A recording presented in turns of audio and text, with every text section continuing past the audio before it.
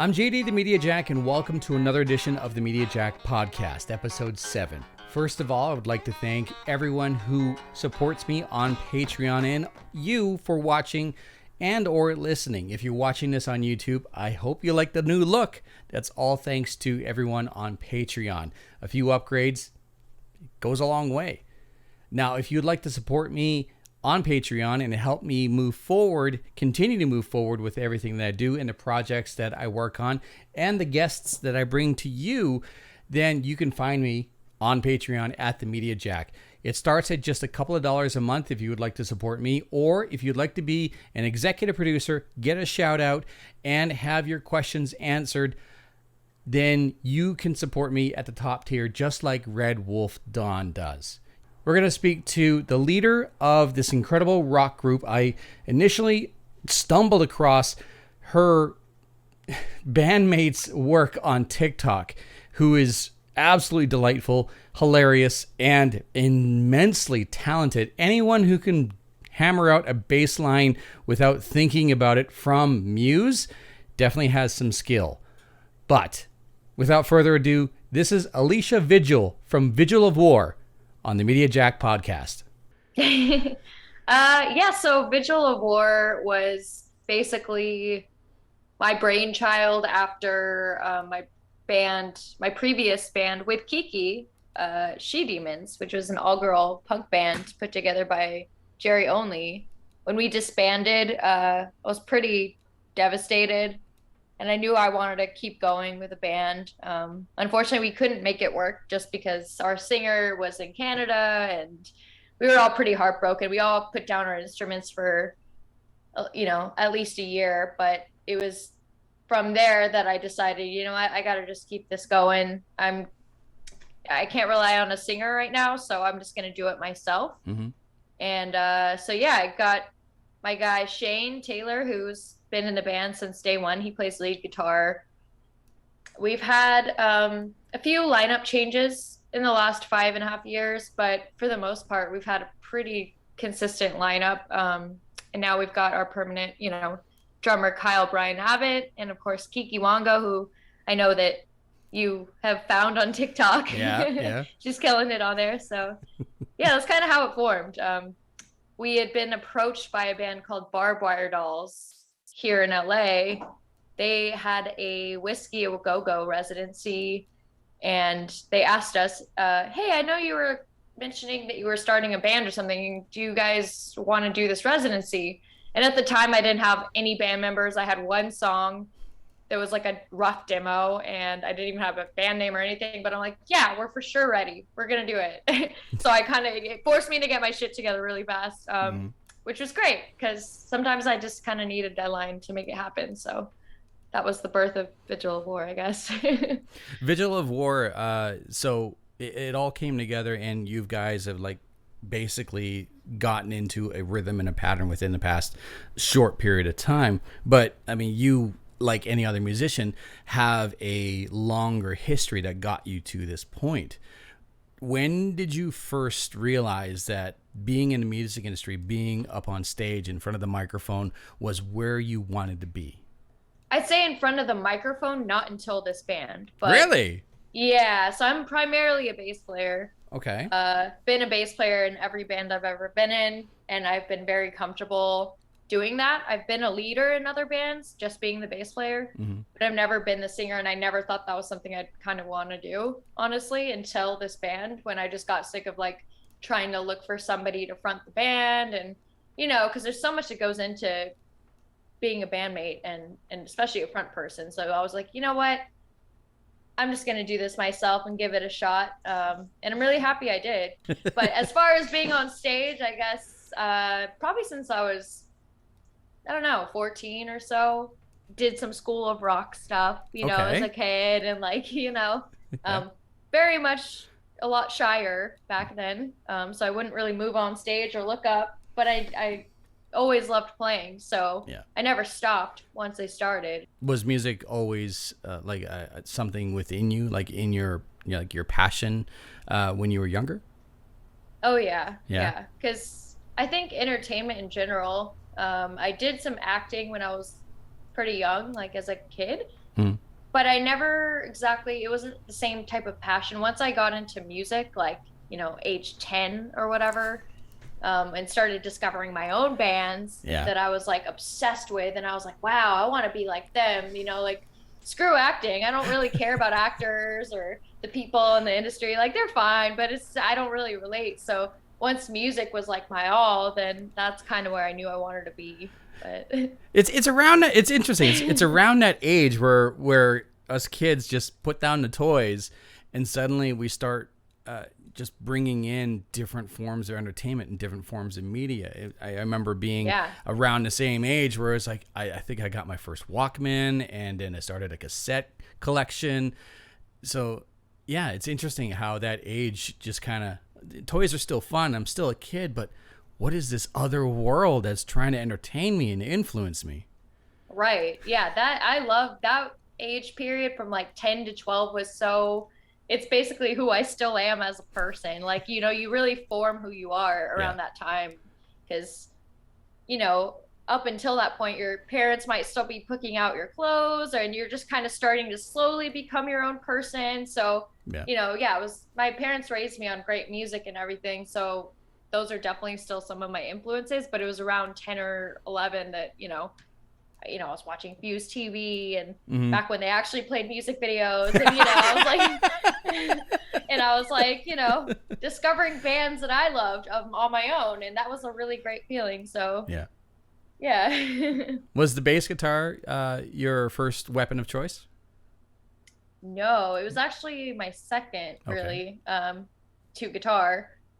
I guess I picked up other instruments a little bit before that too, like piano and flute in school. But, as far as, wow, I want to be on stage doing that. It was first guitar.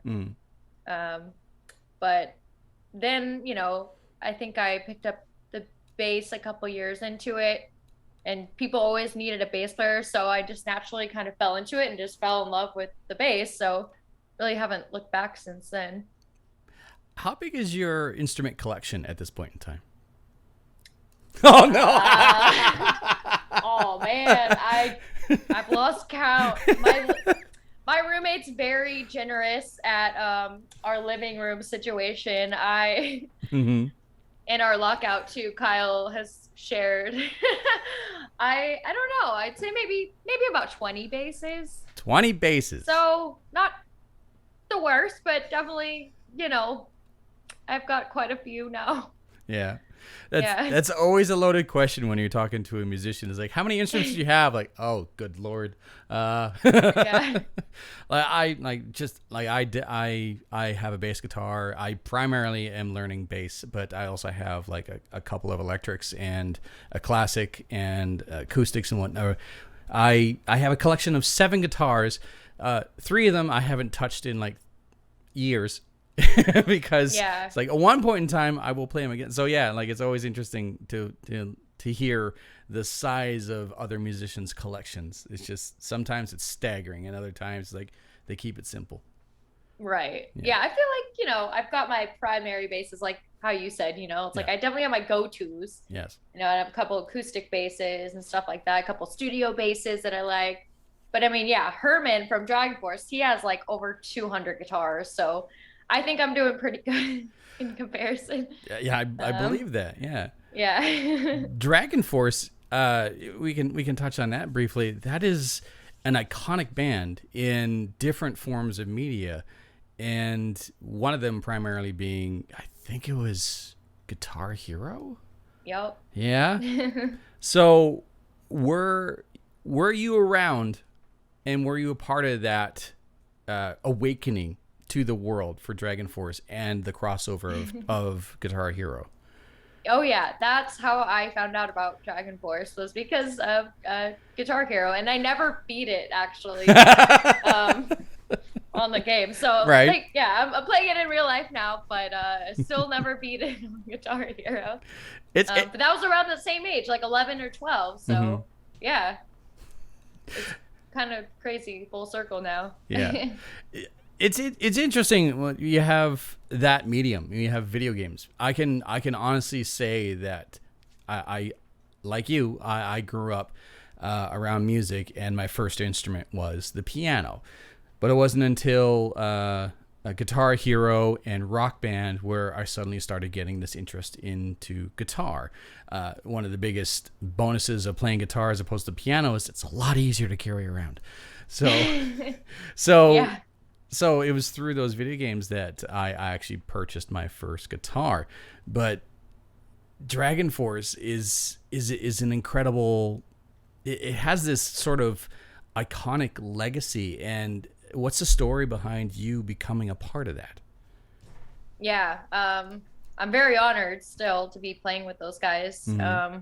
But it was all because of this Whiskey A Go-Go residency that I mentioned. Okay. We did a few of them over the years with Vigil of War. So basically, since our first show, we've had our friend Dave, who is now our friend, but at the time I really didn't know him. He would come to every single one of our gigs and just has since always come. He was just at our last show on Saturday. He's awesome, but he is, I guess, pretty connected in the scene. He knows everyone. He goes to every show. So he knows Herman somehow from DragonForce. And when they were looking for a new bassist, my name was kind of thrown out there by Dave to Herman. So Herman hit me up on Instagram and said, hey, we're auditioning people. Would you be interested? And at the time, I really didn't think that I would have a shot in hell. But I was like, I might as well, just see what auditioning for something of this caliber would kind of be like and put myself to the challenge, I guess, and just, might as well. And then I got really into it, met up with Herman and, kind of see what he was looking for. And yeah, it was like a period of over a couple months that I was like submitting videos and meeting up with the band and, kind of just like the final rounds. And yeah, I'm very honored to be a part of it now. So you have all these connections to these iconic places and organizations and groups within the music industry. Like Whiskey A Go-Go is world renowned when it comes to a location, when it comes and like a starting point, or even just a performance goal, or even for someone to have on their bucket list of like, I just want to go there. So like, congratulations. Like, that speaks to your talent and also your ability to make connections and communicate and have that sort of presence that people go, Vigil, yes, let's contact her. That's incredible. Thank you. I really appreciate that. Vigil of War, you said it was a pet project, and also it was an opportunity for you to step up. Like, I'm going to take the microphone.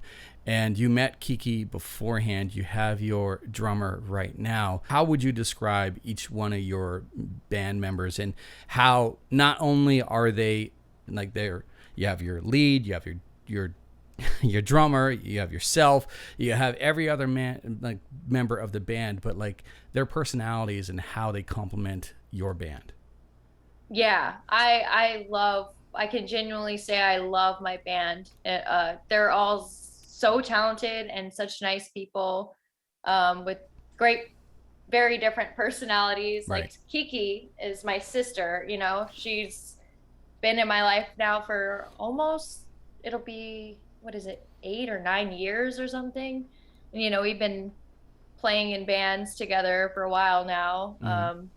She's, like one of my best friends in the entire world. She's just a ball of energy. She's so positive. She's a hard worker. She works her ass off. Like, she really just never stops. Right. So I have a lot of respect for Kiki, and I don't think we've ever had any issue, any argument. She's just always such a sweetheart. I love Kiki so much. And Kyle is another, everyone in my band works their ass off, which is why we're now at a point where we can move a lot faster, because it's like everyone chips in. Like, Kyle has helped us in so many ways, especially in the last year. Like, he's got us on in-ears now, set up the whole rig, and, he's helping with the writing process now.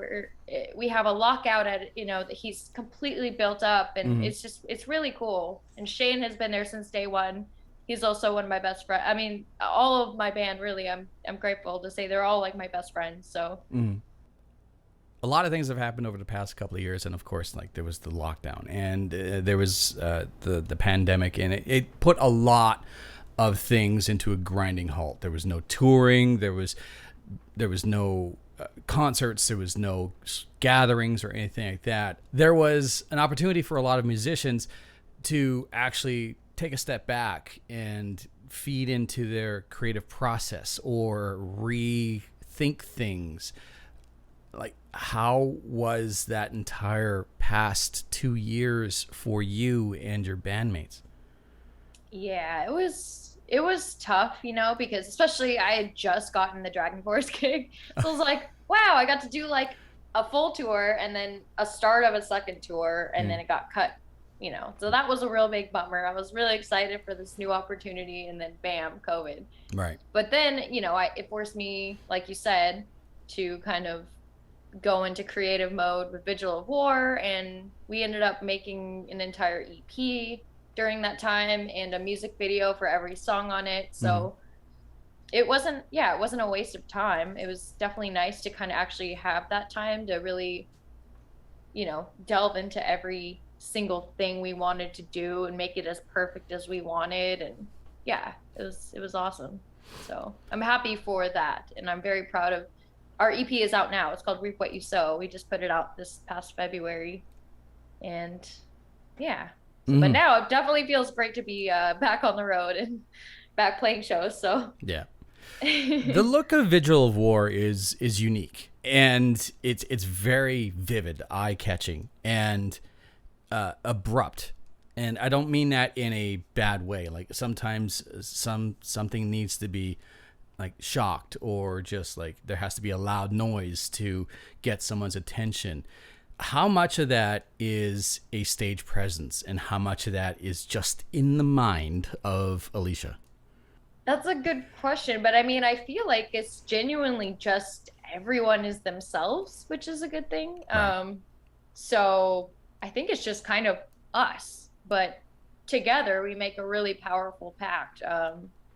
And I've always, you know, been a little bit more of a fan of when bands have the entire package, where it's like, obviously it's about the music, but then there's also a visual aspect that goes along, and theatrics. And I think it makes a band a lot more exciting than, you know, just listening to, you know, a band wearing t-shirts and jeans on stage. Like, it doesn't really motivate me to want to, like, I have to go see this band, like, you know, as much as I want to go see a band that I love the music and I get to see a cool performance on stage. Right. And, you know, whatever. So yeah, for this EP, it was cool. We had some new stage props made. I had a new mic stand made, and then I had these guitar risers that match the mic stand that are freaking awesome. Like, basically when Kiki and Shane go and stand up, they climb these little steps, and they stand on them, they light up. So they light up red and white. So cool. I think just having those little extra things will set you apart from other bands, and it gives, you know, the audience something else than just a normal set. So yeah. Who helps out with the creative process when it comes to writing? And also, is it lyrics first, then music, or is it music first, then lyrics? Yeah, I love asking musicians that, because everyone has a different way of going about it. For us, it's definitely always been the music and then the lyrics. Usually we'll have an outlay of the music, and then I'll come up with the melody. And then within that melody, I'll have an idea of what I want to write about. And I just have to make it a puzzle of like, all right, da da da da da da, you know, like, okay, this has this many syllables. I'm going to fit what I want to say into this. And in the beginning of the band, it was definitely mostly me writing, but now I have 4 amazing people, well, 3 other people that, you know, are in the project that all contribute. So now it's just all, like, we just actually were in the studio last week recording a new single that should be out in the next few months. Oh, so cool. Excited about that. But yeah, that one was literally, I think me and Kyle were talking about it, our drummer, and he's like, I don't even know who wrote what at this point. Like, it was literally such a collaborative, like, down the middle, all of us chipped in. It was that's a really good feeling because that's how I've always wanted a band to be, you know? Is there much of a perfectionist feel when it comes to putting out music or an EP? Because sometimes, in reference, there have been other musicians who would just like they'll tweak and then they'll adjust and then they'll fix and then something will just, which like other people from the outside looking in go, it's fine, stop fussing with it. The musician or the creative person behind it, it's like, no, it's not where I want it to be yet. Is there any sort of perfectionist feel when it comes to recording something and then ultimately releasing it? Definitely, but I think I can see why people get stuck in that rut. But I feel like with us, like I am stubborn when it comes to like, we do want things as perfectly in our head as possible. But I think we know at this point, we're so like tuned into what exactly we want that it doesn't, once we get there, it's good. You know what I mean? So it doesn't, we don't have to keep trying to change things. So once you get to that point, it's a good feeling. But, you know, I've definitely been there, trying to just keep at something. But at some point, you just got to give yourself a deadline and just make it happen, I guess. Yeah. You know? Has there been a project or a recording or anything of the sort that is just, it went one direction and then completely went another direction into like something you never even imagined? I think that happens pretty much a lot of the time. Yeah. Like, I mean, we definitely have like a clear vision, but then like we start like even this last one we did, it was this whole song. And then like, I don't know, we just kept coming up with these ideas like, oh, it would spark something else. And then like by the end of this finished product, we're like, wow, this is completely a different song than, you know, our demo back in the studio. Like it's a cool feeling, but that does happen sometimes. Yeah. You just recently, you said you did a concert last night, yes? Last weekend, last Saturday. Weekend, right? Okay, so you did a concert last weekend. What is like? What can someone expect to see when they show up to a Vigil of War show? And what's the fan base like in person? I guess you could, you know, like kind of I mentioned, we like to put some theatrics into our set, you know, stage props. We all move on stage. We sometimes try to plan our outfits accordingly. Like, you know, there's a lot of little details that go into the stage, you know, song interludes, everything. So you can kind of expect just like a performance really at our show. And our following has been kind of all over the board, to be honest. We have a lot of young fans, but we also have a lot of older fans too, and it's cool. Like, I mean, we're just grateful to have any support. So it's really varied. You know, I think there's been a more of an influx of some of the younger people because of, you know, TikTok and some of the Instagram stuff that we're doing. But generally, you know, the rock crowd in the beginning was a lot older, and yeah, so it's kind of cool to have a mixture there. Is that encouraging to see a younger audience?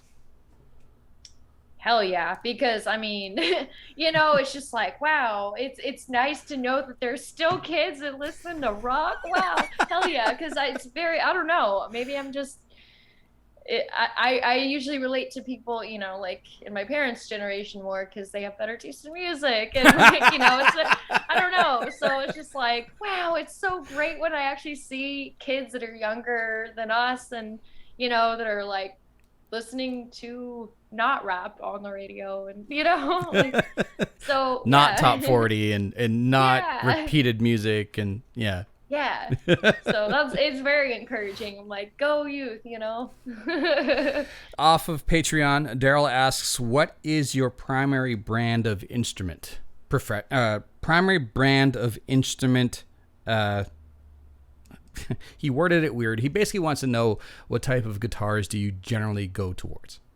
Right. For me personally, Zamitis has been my number one bass company that I've used in the past 6 years, I guess. They're an amazing Japanese company, really cool basses. And they also have a sister company called Greco, so I use some of their Greco basses also. And then me and Kiki both have recently, in the last year, also picked up some Jacksons, which are cool. So, yeah. Nice. Brittany wants to know, what place would you like to tour towards or is currently on your bucket list? Ooh, I think Japan. I've Yeah. never been to Japan, so going there would be amazing. And I've heard nothing but just cool stories about, you know, the people there and the audiences. So I think that's definitely on my bucket list. This one's not a question. It's more of a statement, and it comes from Danny. It says, I want merch. Hell yeah.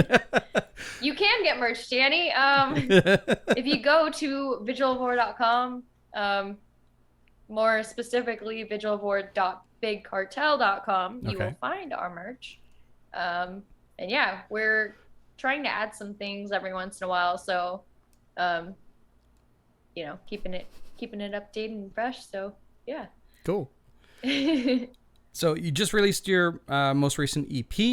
It is Reap What You Sow, and you have something coming out within the next couple of weeks, possibly a month. What else is in the future for yourself and Vigil of War? Yeah, I'm very excited to be releasing new music again. It feels awesome. So yeah, we're very proud of Reap What You Sow that came out a few months ago. As I mentioned, yes, we were just in the studio recording a new single. It should be out in the next couple months. And yeah, we've written a ton of demos in the last year. Like, there's a whole folder full of just verses and choruses that we're kind of like, we can kind of just pick and choose what we're feeling. We're just going to try to keep banging them out. Where can someone find your stuff? I know I'm looking at it right now. It's on Spotify easily enough, but where else can someone find Vigil of War and your work? Yeah, we're all on every, you know, major digital platform, Apple Music, Spotify, Google Play, all the good stuff. And then if you want a physical copy, you can get it on our merch website. So do you have vinyl? We don't. That's something that we are talking about, though. Yeah. It takes a long time at the moment because of all the, you know, back order. So we'd have to place it like months in advance. So in order to get our songs together and then we're talking about it, though. We definitely want to do that. The moment it's just CDs, but yeah. Cool. Very vinyl cool. eventually. Yeah. Well, once vinyl comes out, you'll know I'll be just know that I'll be getting myself a copy for sure. Aw.